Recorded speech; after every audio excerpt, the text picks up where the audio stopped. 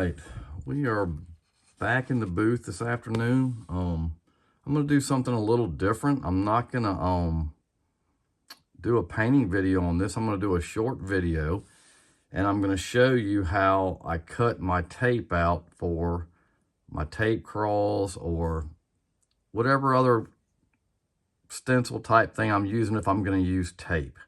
So what you're gonna need is, obviously, you're gonna need some tape. You're gonna need a good razor blade, and if I can give you advice on that, get a new one, a sharp one. I've got two sitting there. I've got a flat square bill. This one's actually from Luis. I'm just gonna use that for an example. A Sharpie, and you're gonna need a piece of cardstock. This one is already done. I like this pattern. That's the good thing about this is once you get your cardstock and you get one done, you can actually just save this. Even though you can save the tape also, I've got, oh my God, I've probably got 60 different ones that I've saved over the last 2 years, and they'll last a pretty good while. I probably hold on to them too long. But, okay, let's go ahead and get started. So, the first thing I'm gonna do is I got this little cutting board. You can get them at Dollar Tree for $1.25 now, but they're perfect for doing fishing lures and what I'm doing with this. So what I'm going to do first is I'm going to measure it. So I'll put the tail here on this, and I really don't count the bill because anytime I'm doing a tape crawl, I don't put it on the bill anyway. So I'm looking about right here. So it's about 2.5 inches. So what I'll do is I'll slide the lure up, and I usually start there. I don't start on the very end. And I'll just lay some tape out. And I'll go 1, 2, usually 3, and then I'll just tear it.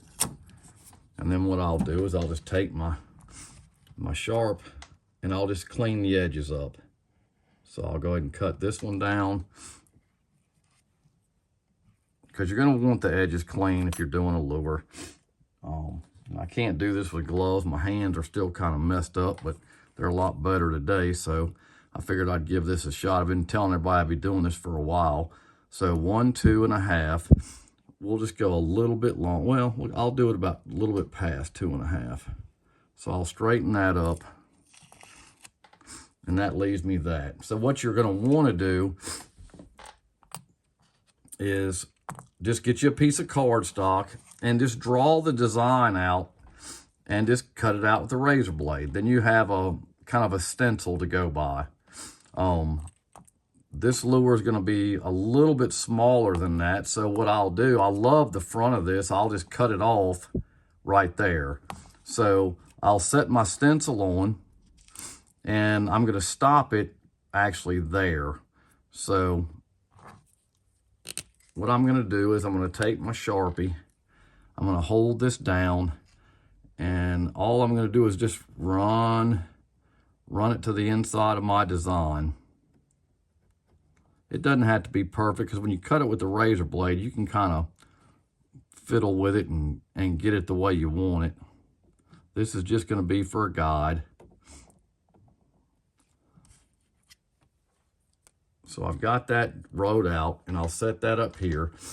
And another little tip I'll give you is, I've kind of got that one close to the bottom. You don't want it super close to the bottom, especially if you're going to use it again, because it'll tear. If you leave it up a little bit higher, it usually works out a little bit better.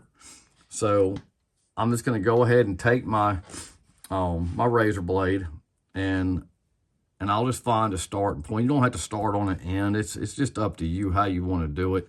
Because I really, to be honest with you, when you're setting this up, especially when you're drawing out your pattern, you've got to decide when you set it on the bait, you say, okay, I'm going to have 1, 2, 3 shell patterns. I mean, you can do as many as you like, depending on how big the bait is and what the effect you're trying to, to get on your crawl bait.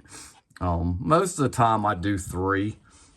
Depending on, like I said, what size bait it is. And it usually works out pretty good. So what I'll do is I'm just going to cut, and I'll stop there, depending on how I want to do it. I may turn my little pad here and and just take it on down. And I like to make a little bit of indentions in it. It gives the lure, well, it makes it look more real. And I kind of like to make these, I like to make the, where I'm going to start my shell, I like to make it kind of pointy.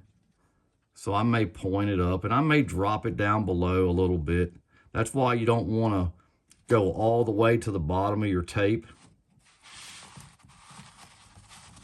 Because most of these, like I said, I use them all the time. I use them again and again and again. And that's the nice part of it, especially if you get one that you really like that turns out really good. You want to be able to use that again. That's the good thing about the cardstock too. Even if you do mess your tape up, you've still got a hard copy of the pattern that you like. And it's going to give you two, well, it's just like any other stencil. You're going to have a negative and a positive, so it's going to give you both. And then you just take it and peel up one end. If you use that's why I said use a really sharp razor blade, so you're not going to keep spending a bunch of time cutting it. Most of the time I can just cut it one time and it's good to go. And I can just peel it off. And you can actually use this if you want to. I personally like this one better, but this one can be used the same exact way. So what I'll do with this is I'll just take this and stick it on my booth right here where I got it. And what I'll do is I'll go ahead and stick it on the lure and show you how I do that. And then I'm going to show you how we're going to do the reverse side, especially if you like to do them identical. So we'll peel that up, and that's what it gives you. It just gives you the bottom piece of the stencil. And I try to stick it right here by the corner of the bill. And then I'll just kind of lay it down. I don't like my craws to ride high up on the bait. I don't like that look. I mean, you may like that look, but that'll put it right in there. And then all I have to do is paint it. I mean, it's got a little bit bigger section here than I probably normally would have on a bait like this, but I can actually I can either run it there and then run a couple small ones there. There's ways around that. It always turns out pretty decent. So what you're going to want to do now, you already know how long your bait is. So it's going to be 2.5 inches. So we're going to go back. We're going to take some more tape. We're going to set it down. 1, 2, and I'll go to here. I'll put my tape up because I'm done with it.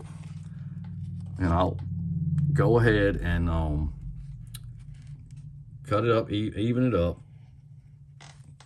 Because I don't want to have a jagged edge on it. I'll just save that tape for something else, maybe an armor bait or something.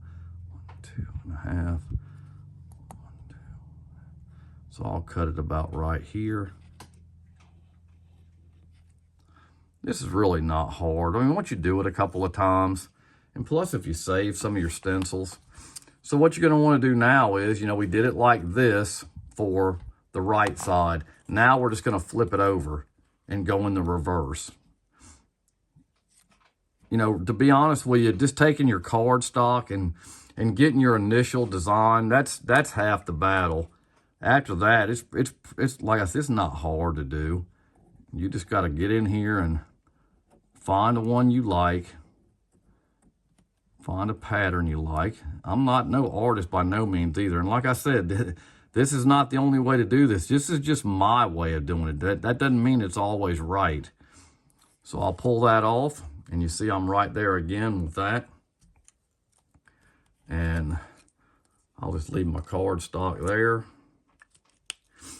This is just my way of doing it. I'm sure there may be better ways. You may have a better way. This side's a little easier because I'm right-handed. I may just go down from the top to the bottom.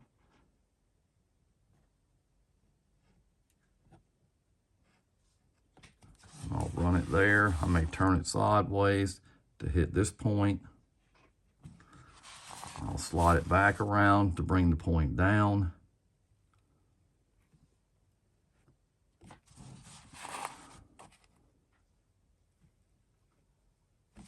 especially if you're wanting to close the shell in. You know, I just did a video on the Magnum S crank, and I don't always like to close my shell in, but I'm sure there's some guys that do. I see some beautiful lures that are done that way. I just have never been that closed shell crawl guy. I like to do crawls. It's probably one of my favorite things to do, but I love the mottled stencil look on top. So we'll just pull that off. Like I said, use a sharp blade. It goes a long way. It'll save you a lot of headaches. And then that leaves you the other pattern if you want that. So I save those. I just stick it here on my table. My booth's metal, so I mean, I've got, oh my gosh, I bet, like I said, I've probably got 60 to 75 on there that I've used in the past that I use over and over and over. Like I said, probably some too much. So I'll peel this up, and that gives you your pattern. And all we're gonna do, now I will give you this tip. I'm gonna put it on here now. I usually do one side at a time because I don't want the tapes touching, because a lot of times then they're gonna get sticky and they're gonna hang up, and I don't care a whole lot for that. I do one side at a time. And I run it as far down on the bottom as I can. It's very simple, not a hard thing. I can take my little scissors here. I cut that one a little long, and I can just cut that off so it'll match.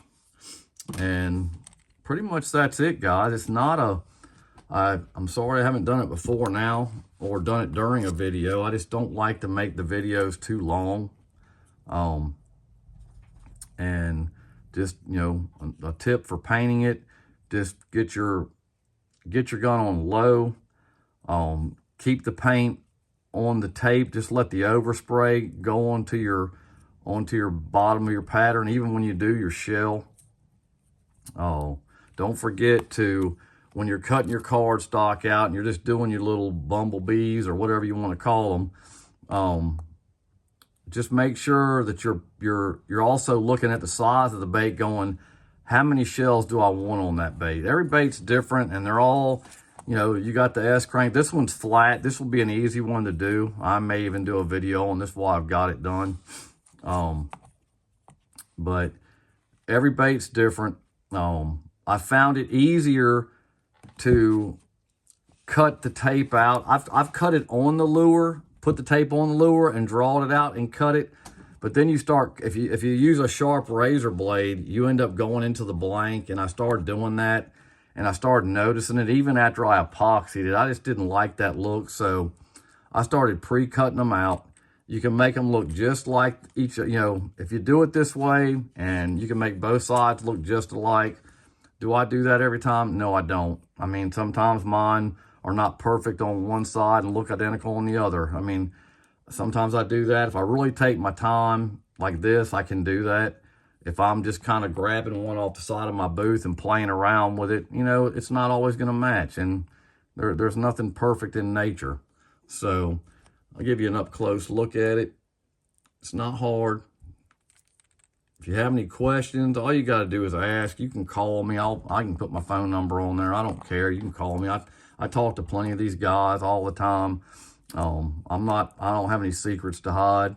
I really want everybody to have fun in this hobby that we have. We got such a good group of guys. I'll be willing to help anybody. Y'all have always supported me in my videos and the lure contest. I mean, I can't even thank y'all enough. It's been a lot of fun. So other than that, if you got any questions, don't forget, $1 at the Dollar Tree. Go down and get you one. It's small enough. It's actually perfect for lures. Get you a Sharpie, get you a roll of tape, a couple sharp razor blades, and you're off to making some super clean line crawl baits. So you got any questions, put them down in the box. Hit the like button, subscribe, hit the bell notification so when I do some more videos. And please don't hesitate. If you got questions, just ask. Like I said, I can hook up with you and call on Messenger or whatever, and I'll be glad to help you. So other than that, have a great day.